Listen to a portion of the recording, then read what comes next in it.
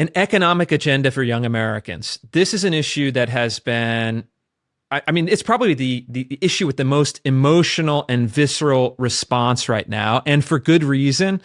The economic fortunes of young people seem to be, and in many cases are, in fact, radically different than they were 10 years ago, radically different than they were 30, 40, 50 years ago. We have a generational challenge, and it seems like the Trump administration and, let's say, Gen Z, the generation below us, is starting to diverge. And what can be done on this issue, and how can the Trump administration separate out what's good from what's bad, what's reasonable from what's unreasonable, and actually make a concrete economic agenda that will improve the possibilities for young people that are entering the work world and becoming adults. Yeah. Okay. So part of my larger framing here is that also, I'm really disappointed that we're now not the young people. We're like a generation above them. I know. This is unfortunate. Yeah. Oh, it's fine. It's okay. Young in spirit.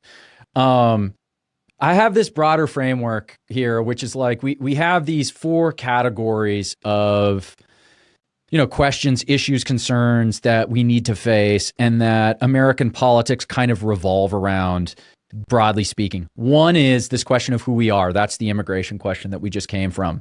2 is this bifurcation in how our politics and social life are to the benefit of the young versus the old. And that actually should be reversed. It's to the benefit of the old, and the people getting short shrift is the young. And we need to figure out some way to balance this out. On our last podcast, this came up because we were talking about the 50-year mortgages, and that just this kind of like pointless proposal, these grasping at straws for something to give young people. Obviously, that's not enough. That's a nothing proposal, but it raises the larger question. So how do we balance this? What is the underlying problem? Okay, boomers are not just older, but they take up a massive part of the population. They are the most coherent political bloc of voters in this country. Now, they're beginning to die out, but that won't happen for at least another decade to any reasonable scale that will kind of rebalance their sort of democratic electoral power. And the kinds of things that they are asking for, we saw this in Texas a couple weeks ago, this property tax relief bill that 60 and older are getting in Texas. We have an equivalent version of this in California. Prop 13 has locked in property taxes from the time you purchase your home. This is a tremendous benefit to older people. It does actually distort the market because it locks them into these properties that they bought a long time ago. So you have a lot of empty nesters, and they're sitting in homes, 3-bedroom plus large homes that really should belong to younger people. We need to get rid of all these laws. We need to get rid of the regulatory framework that benefits older people at the expense of the young. And so I have some other policy proposals here on the margin, but let me just end with this, with the more abstract point, which is the young people are going to get really, they're already getting radicalized, but I mean really radicalized. And at some point, they're going to start to act out. They're going to start to demand with a kind of revolutionary fervor that things change to their benefit. And if the ruling class, left or right, doesn't do something to address these concerns and address the real fact that there is downward mobility for younger generations, we're going to start to see some pretty ugly things. We're going to start to see some pretty ugly politics. We're going to start to see a lot more violence. And I don't want that. I have young kids. I want to live in a society that is not chaotic. I want to be able to go to a coffee shop and not have to worry and be looking over my shoulder because some lunatic might walk in and start shooting the place up. I think we don't give enough credence to the fact that if we don't address some of these problems, young people could start to spin out in some really ugly ways. Okay, so we can get into some specifics, but that's my broad point on this.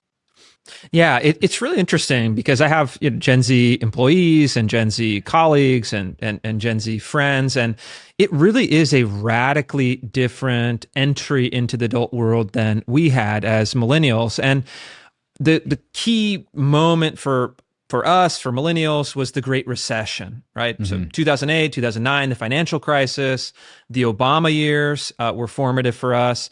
And, despite the politics and despite the financial dislocation of the Great Recession, I never really felt that putting my life together was impossible. Right. I never really felt deeply that the system was discriminating against me because of my identity, and I never really felt that if I, that that kind of American archetypal life, a family, a career, some travel, cultural pursuits. It always felt that it was within reach. I never felt the kind of existential fear that it was impossible. And for Gen Z, there is a real, genuine fear that that script, that life path is impossible for them. And look, on the one hand, your 20s are a very anxious, emotional, chaotic, difficult time. You've been promised a lot. You're trying to fulfill some certain expectations. And I still think the basic kind of Jordan Peterson-esque formula for your own personal development does yield benefits, does provide some kind of guidance that has been lost in our culture. But the reality is that even in the little town above mine, which is kind of a tough little town, it's not a beautiful, idyllic, high status, great place. A young friend of mine was renting a place up there for like $1,500 a month in an apartment. Not a nice apartment, not a fancy apartment, not a high cost town. And it really does communicate that housing especially is completely out of control. And young people are spending a huge part of their paycheck just to be able to figure out a place to live. That is a change. That's something that happened after COVID. And then on top of that, with COVID, young people, I was talking to some folks in DC last time I was there. Hey, what am I missing with this Gen Z kind of angst and fervor? And they said, look, our high school and college experience was a nonstop struggle session where, especially if you were a white male, you were told that you were fundamentally evil. You were discriminated against explicitly and implicitly, and you were marked and scapegoated and demonized. And then you also have this distortion of the economic system that makes those kind of first steps to get out of your parents' house, to get out on your own 2 feet, more difficult than ever. And so, look, there has to be an agenda. It has to be, and it's going to be hard. It has to be a reform to the monetary and financial system. It has to be a reform to the policies of institutions. And it's not going to be easy, but I think that the Trump administration, unfortunately, doesn't seem to be thinking and taking seriously those concerns. And I hope that changes in the coming years. Well, Trump is a boomer. I love Trump, of course, but a real estate boomer, a real estate boomer too. I just think because I talk to a lot of older people about this, even ones who are sort of sympathetic or want to be sympathetic, and they just don't get it. They really don't. And there's you lose neuroplasticity as you get older. It becomes harder and harder to sort of take on new ideas and new frameworks for understanding the world. And I think a lot of this to them just reads as, petty, entitled complaints about, young people want more than they deserve or something. And they just really do have a difficult time understanding it. So I'm not going to hold my breath and wait for these older, institutional people to make sense of this and correct it. It's going to require younger people. I also just and ultimately, here's the thing. Yeah. The thing that no one wants to admit, it's going to ultimately require housing prices to go down. It's going to require a correction in the housing market.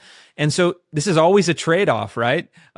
People get upset when housing prices go down. Other people, younger people, are upset when housing prices are too high. they can't both be satisfied. And so I Yeah. think to kind of button what you were talking about, that generational gap, the rebalancing is going to be painful for older people, for people who have already bought a home, for people who are locked into existing, mortgages and home debt.